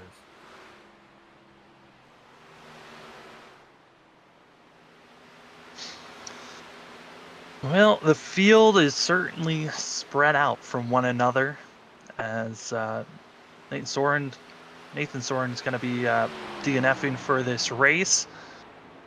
And currently right now, first car 1 lap down is the 5 Dakota Moniz in 7th place. First car 2 laps down, though, is going to be that of Nick Crawford. And Crawford finally getting by that Ryan Ferraro. His car is toasted. And he's now just limping this thing to the end of this race. But Lee, like I've touched on multiple times already, the regular season's coming to a close here. We got Indianapolis, Las Vegas, and New Hampshire. 3 very different courses from one another. Out of those 3, which one are you most excited for? I'm going to say Indy. I love Indy. Indy's one of those tracks where I love to see the drivers that really have honed in on that track, just because it kind of is a skill on figuring out those braking zones and how to evolve on your brake bias entering turn 1 and 3. I'm a fan of that. I think Las Vegas, I think that might be one of the tracks I'm excited for, just because the restarts out of Vegas just get so chaotic, and those pack races you see for the first 10 to 15 laps, it is going to be wild to see those cars going 3, sometimes 4 wide around that 1.5 mile course. Danny Cochran scraping the wall through 3 and 4 right now. Like Zach Hall might have kissed the wall a little bit too. 24 to go. Here from Darlington. And everybody has spread out. Fields for the times they're being put down. I think right now, where the field's at, I think this is where we're going to be most likely staying at. Right now, Sean Hutzler does have 4 lap fresher tires than Brian Johnson. He's running faster, so I think we're going to be staying still at 6 cars being on the lead lap. But certainly an impressive run from the 28. Once he got the lead from that pole spot, never really looked back. There were just a few moments where Vincent Soar kind of inched closer to possibly making a pass on all of our many starts that we had, but it just was never enough for him to get by the 28. Nick Crawford gets around Go Million, now right to the back of Jesse Thornick. That is going to be for 10th position. They got Thomas Walter right in front of them. Woo, what a run. Nick to the inside, going to overtake, go into the top 10. Now looking to chase down Thomas Walter. I think Walter is the furthest that we're going to be seeing Crawford go, because after Walter, it's about an 18-second, almost 19-second gap between the 11 and the 2 now. But with over 13 lap fresher tires for the 11 and Nick Crawford, you never know. A miracle could happen for the final 20 laps here. I mean, it did in 1980. And it was on ice. Oh! 3 drivers all involved. Yeah, Go Million, the 14 of Thornick involved. Thomas Walter. No yellow. It's not on the racing surface, so no yellow. Like I said, the racing surface is so narrow here at Darlington. It's practically 2-3 real stripes that we're seeing, defined lines. And if you wreck under those 3 strips, it will not count as a yellow, as all 3 of those drivers throwing this race away and now giving all 3 of those positions to Kyle Rochelle and soon to be for Ryan Ferraro. Wow. I've never seen so many spins and things happen, even here, that didn't trigger yellows. Yeah, I mean, I think the closest wreck we've really had that almost brought out a yellow was from Max Foner about 15 laps ago, when he almost backed in sideways on the racing surface. But all the other ones have been a lot of drivers hitting the outside wall, rocket shipping down to the inside wall, and then staying low on the course to try not to bring out a yellow. But it's really made the field not being able to go anywhere pretty quick. And speaking of quick, Sean Hutzteller, he's been chipping away at that top 5 position. Zach Hall soon to be under pressure. And for Hutzteller, he's looking for his first top 5 of the season right now. Trying to chase down Hall. Hall is half a second in front of him. 18 laps to go. It's going to be Johnson, Sora, Hunter, Collie, Hall, and Huffstutler, Moniz, Cochran, Crawford, Rochelle. Your top 10. Right along with the 94 of the Professor, Sean Huffstutler. And he's gaining time on Zach Hall. Yeah, Zach has burned up these tires. His first 15 laps of this run, Zach Hall was just going as fast and as hard as he could go, and it just is backfired. It has now toasted his tires. He doesn't really have the grip to stay as low and carry the momentum as well as the 94, because Sean Hutzteller actually pitted a lap earlier than Zach Hall, but right now running about a 10 to 3 tenths faster than the 32 is the 94. Down into 3 and exiting into 4. You can see how Zach's just trying to keep it off the wall, keep fighting the tightness. And Huffstutler's just, he's got such great entrance right now. He's got more grip than Hall. He's not having to fight it to keep it off the wall and be able to keep the foot in that accelerator just a little bit longer, just a little bit quicker in each and every lap. Just, you can see getting closer and closer. Yeah, I mean, the biggest issue right now for the 32, which it looks like he's just gifting the inside, is I like that entry that he had through entering turn 1, this lap that he was on, but it looked like he got on the throttle just a little bit too soon, tightened up the car. And for Zach Hall, I mean, he's doing everything right on entry. It's the middle and exit where he's really losing a lot of that speed, and that's where that rubber, if you've burned up your tires, you just can't get on the throttle too soon without it just tightening up on you. And you know, the drivers all were saying, like, this setup so unpredictable on where you're going to be, on if it's going to be loose one lap or tight the next. And certainly right now, Zach Hall is feeling that tight sensation. And you can see him back and forth with that wheel. He's literally ice skating out there. And then look at what he sees in his rearview mirror. Huffstutler right there on his rear bumper. Here we go, exiting 2. Huffstutler sniffs to the inside. Oh, who was that? Ferraro. Oh, Ferraro, also Thomas Walter in front of him. These are the drivers that got mixed up with Walter, Thordick, and Gilmillion. And Gilmillion and Thomas Walter, they are probably going to go low, try to get out of the way. As Walter does that, goes the apron, backs off. Gilmillion, though, no one knows Gilmillion. He's up front of this pack. But with that mix-up, it actually gifted that position for that of the Professor up to 5th position as Zach Hall falls back to 6th. And soon to be passed, not for position, but just passed by the 11th. 42 of Brandon Colley in 4th position. He ain't got nobody in front of him. He ain't got nobody behind him, but an excellent top 5 right now for Colley with 12 to go. Nice bounce back by Colley. Oh, yeah, especially for Colley. I mean, he was caught up in that second caution. He blew up his engine, had to use his fast repair so early on, had to try to be conservative, and it's worked for him to stay so conservative, consistent, and be patient going through the field and saving those tires that allowed him to get up into the top, top 5, was in the top 3 at one moment, and now find his spot in 4th place where no one's really that close and no one's really that far away from him. He's just kind of in no man's land where the pressure isn't really on the 42 at all.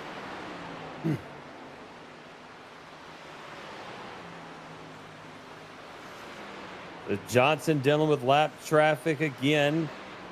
Gilmillion in front of him. The Professor. Whoa, that's not Johnson. Excuse me. That was Zach Hall.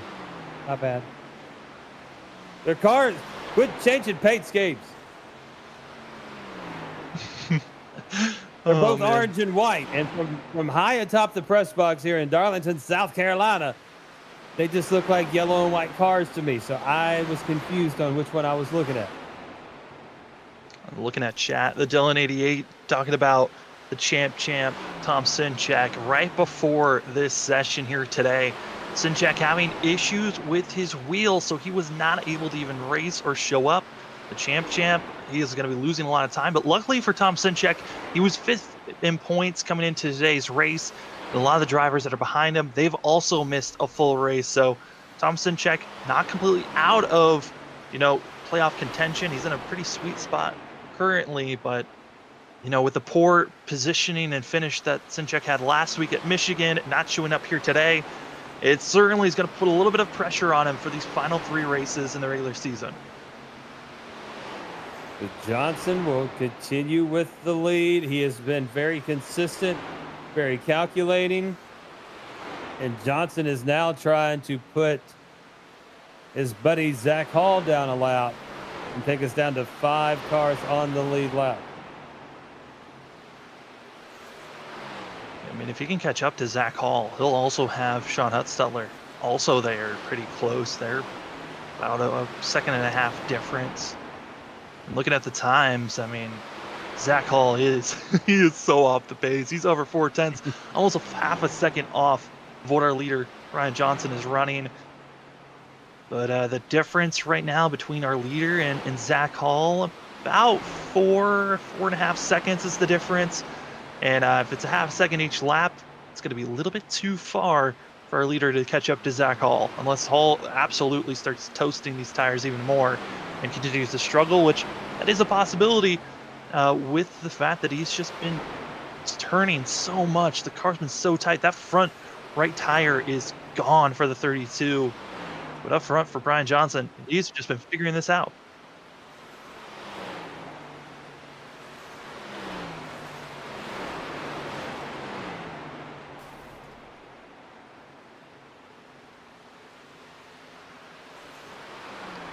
Colley having to deal with a little bit of lap traffic with Cochran and Ferraro. Ferraro on fresher tires than pretty much everybody. He put it on lap 139, so just a few short laps ago, and he is now using that just to kind of zoom by people left and right. Yeah, for Ferraro, he pitted about 8 laps too soon for him to stretch that one pit stop stage 1 to the end of the race just a little bit too early, and he actually had to make an extra stop compared to the rest of the field, costing Ferraro a lap. And in front of him, Dakota Moniz getting a little bit frisky out of turn 4, able to hold on to the 5, almost bringing out a late caution, which we've seen what restarts can do. If we somehow get a late caution in this race, this certainly could change the whole entire, template of this race that has been looking like the Brian Johnson's show.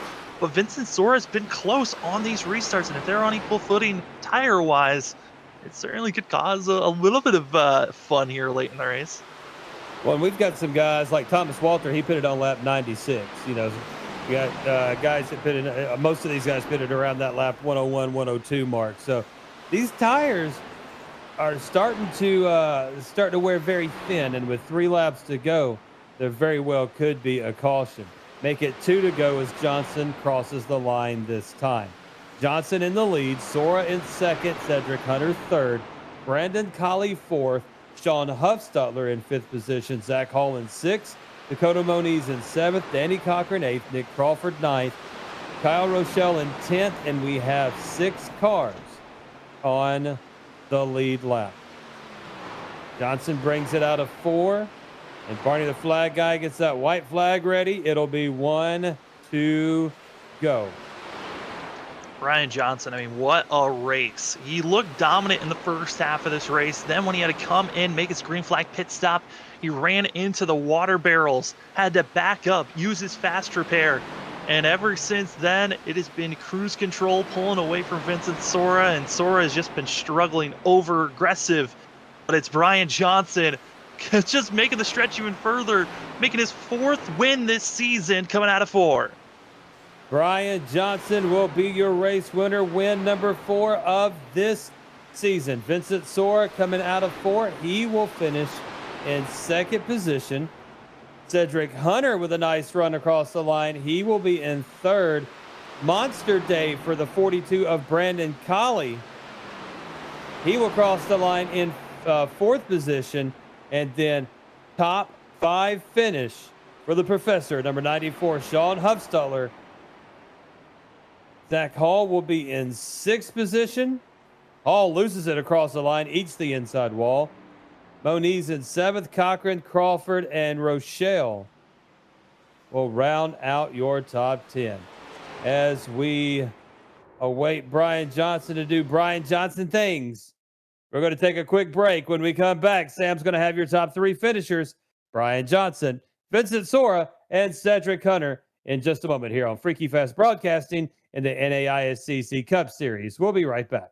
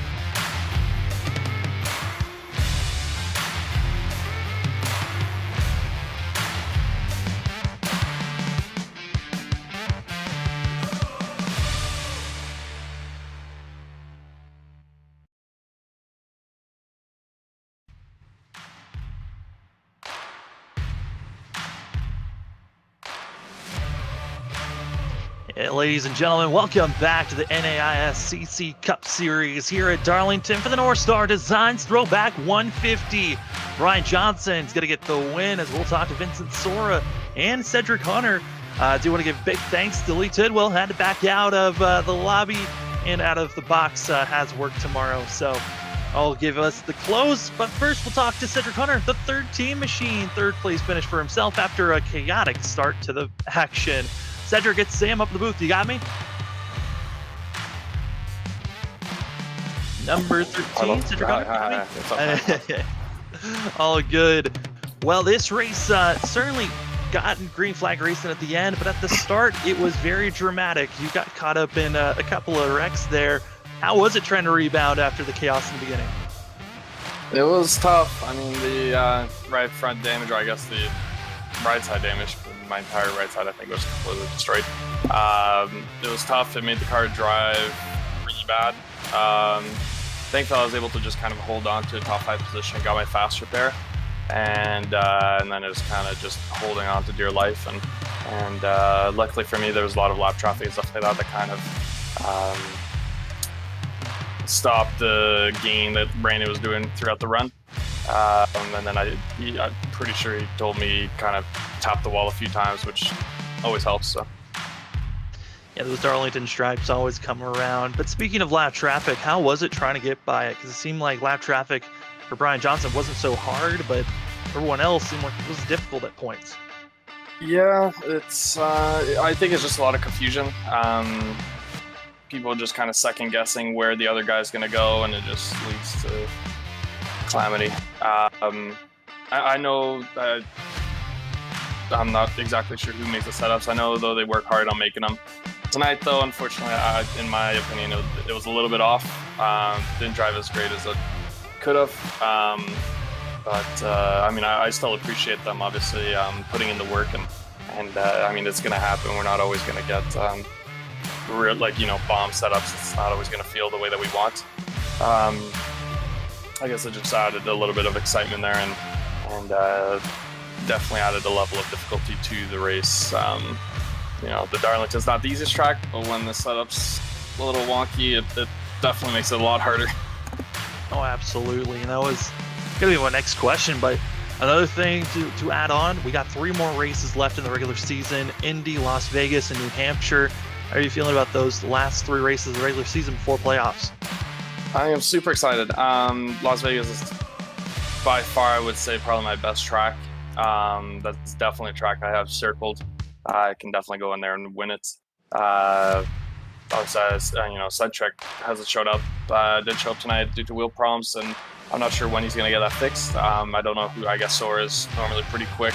But if they're not on top of their game, Brian and I are definitely going to be battling for pretty much the whole race there, and should be fun to watch. I know Indy is not one of my best tracks. I will probably be missing it next week due to doing a Le Mans 24. So that's going to be fun. And then yeah, I'm actually really excited for the playoffs. I think it should bring a lot of excitement. Oh, and I'm actually in contention for winning the money at New Hampshire, so it's awesome. I love these next 3 weeks. It certainly is going to get dramatic and fun for us. Well, Cedric, before we let you go, the floor is yours for any shout-outs. Absolutely. I want to give you guys a huge shout-out. You guys always put on a really good broadcast. Anybody out there that's watching, if you haven't hit the subscribe button, feel free to do so. You guys won't regret it. I'm really excited to go back and watch this later tonight. I want to thank all the drivers that showed up. We didn't have as big of a field as we normally do, but I'm glad that at least 20 people showed up. I want to thank the admins and everyone in charge in this league.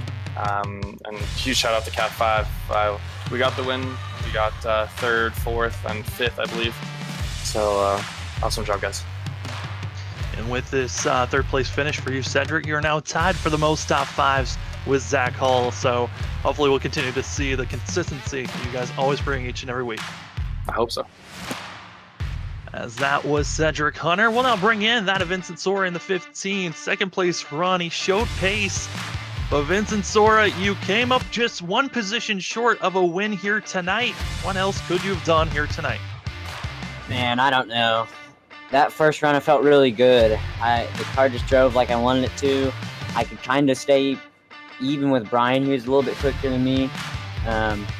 Clean air, was probably really important in that. But that after it got dark, I just was way too loose. The car just completely fell off for me, and I just kind of lost the balance on it. I don't really know what happened. It just got way loose and fell off a lot. But, I mean, Brian was the fastest car in the field tonight. He deserved the win. So, yeah, kudos to him. Yeah, we heard from Cedric. I mean, the setup just seemed to be a little bit unknown of what the balance was going to be like throughout this race. And, with that unknowingness of the Darlington, I mean, Darlington's already, you feel like you don't know when the car is going to break loose on you. How much more terrifying was it here tonight? It was pretty terrifying. I'm going to be honest. I love Darlington, and I know it got switched up on us here to the low downforce package. We've run the high downforce here on iRacing the past couple years here. So recently, when they came here in the Cup Series a few weeks ago, they switched to the low downforce because that's what Cup did. So it was kind of an unknown and drove a little weird sometimes. It was pretty new for us, though, and it was a challenge that we all had to face and overcome. Now, Vincent, we got 3 more races left in the regular season before playoff time. How are you feeling about those next 3 races? And do you feel like that win that you're kind of been second fiddle so many times, do you feel like that win is right around the corner? I'm hoping so. I've been so close the last few weeks. This is like my 4th, 5th, or 6th top 3 in a row. I'm just like always 1 or 2 spots short every time, which is pretty frustrating. Unfortunately, I'm going to be missing Indy in a couple of weeks here, which is one of my best tracks on the service, and I almost got the win there last year. So I'm kind of bummed out about that, but the other races, I think it's Las Vegas and New Hampshire, I feel good about. I won Vegas last year. We've never been to New Hampshire, but I know that I'll probably be quick there, hopefully. Now, Vincent, a final question, and then you can thank your sponsors or anyone you want. But how was it looking in your mirror on those first 2 restarts and seeing the calamity behind you? Pretty scary. I mean, the restarts were a little tricky tonight because you couldn't put much throttle into the car at all, and it would spin. I think it was at the actual initial start. I started to go, and I got Brian off the jump, and I had about half a car, but I had to pedal it there because it started to whip around on me and catch the car. And then I saw behind me they were wrecking, and then we got the yellow, and then they did it again. So yeah, that was kind of interesting to see. And then any sponsors, as the floor is yours. I just want to thank the whole league. I want to give a huge shout out to Brian. He drove a great race. Brandon was up there. Cedric. Thomas Walter, who made the great paint scheme, the Clint Boyer 2013 Throwback car. I thought that looked pretty cool. And my dad's birthday is tomorrow. Couldn't get the win for him, but happy early birthday to him. As Vincent Sora in the 15, able to get a second place finish and a win. We know it's looming. Can't wait to see when you can get it. And hopefully we'll be talking to you in a couple of weeks. Hopefully at Indy if you can show up. If not, maybe we'll talk to you at Las Vegas. Yeah, thank you, boys. As we did get confirmed, there is no race next week as drivers are going to be celebrating Independence Day here in the States. So drivers going to be taking that one off. But the driver that just doesn't want to get off this streak of just dominance this season, Brian Johnson, we'll bring him up in the booth. Winner of this race at Darlington, it's Brian Johnson.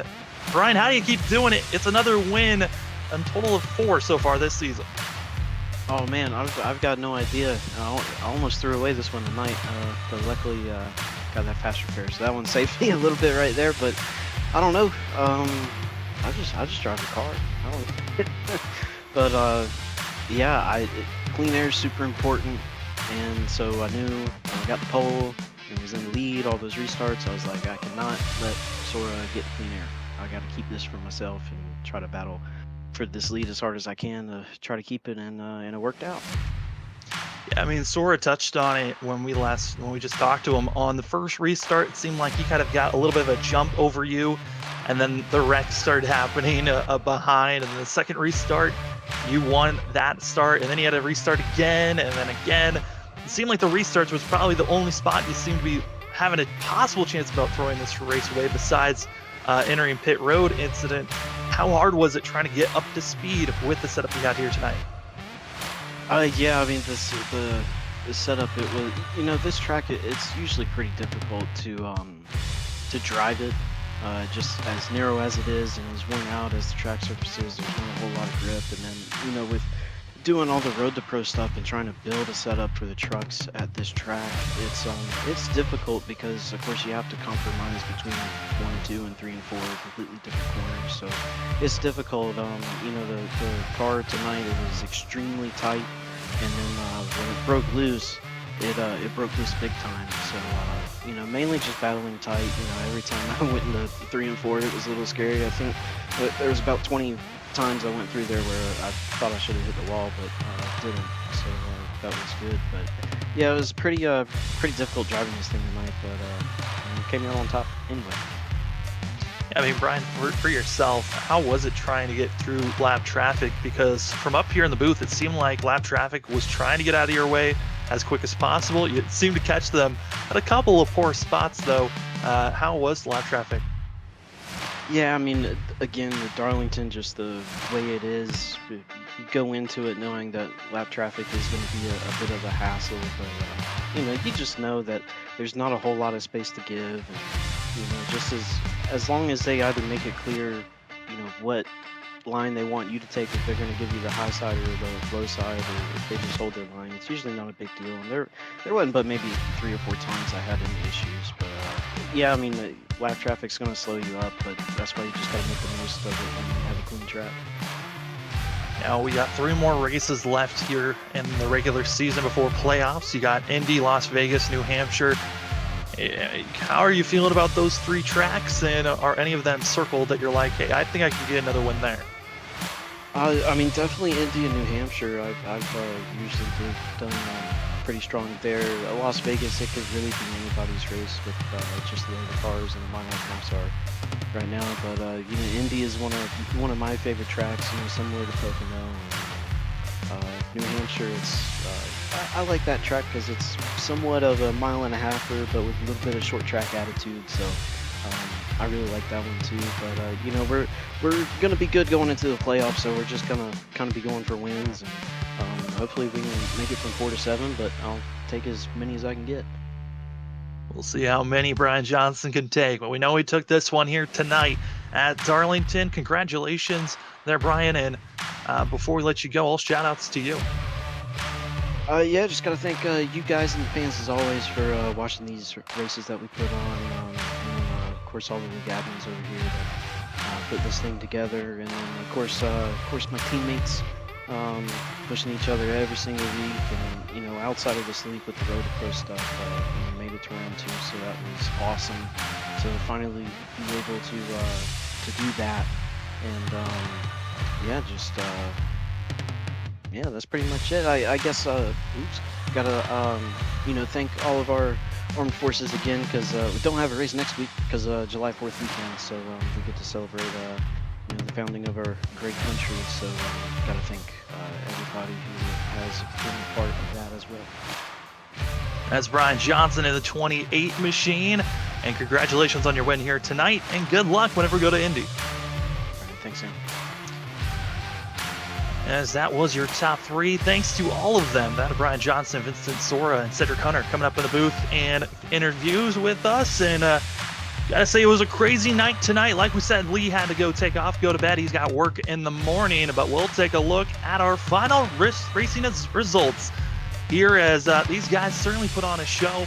Had a few drivers that could not finish out this race, but your top 10, it was Brian Johnson, Vincent Sora, Cedric Hunter, Brian Colley, and that of Sean Hutzteller. Your top 5, Sean Hutzteller getting his first top 5 this season, hoping that this can build momentum as we head closer and closer to playoffs. Dakota Moniz and Zach Hall going to be 6th and 7th, with Danny Cochran as well as Nick Crawford and Kyle Rochelle, your top 10. A lot of those drivers, I mean, I feel like almost everyone had some type of issue that showed up here tonight, and it was Brian Johnson he was able to hold on and make his way through. Some of the other drivers to take note that really were looking for better days. I mean, Ryan Ferraro in 14th, he was someone that I thought was going to have a top 5 or top 10 race here tonight, but just got into the wall too hard, too many times. Also for Max Foner, he was one of those guys in our top 10, about to cross into the top 5 for most of the night, and then caught up late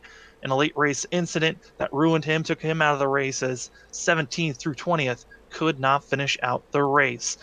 But man, a wild night here with early wrecks, with restart issues, and kind of the admins were nervous. They weren't sure if we were going to be able to have a long green flag run.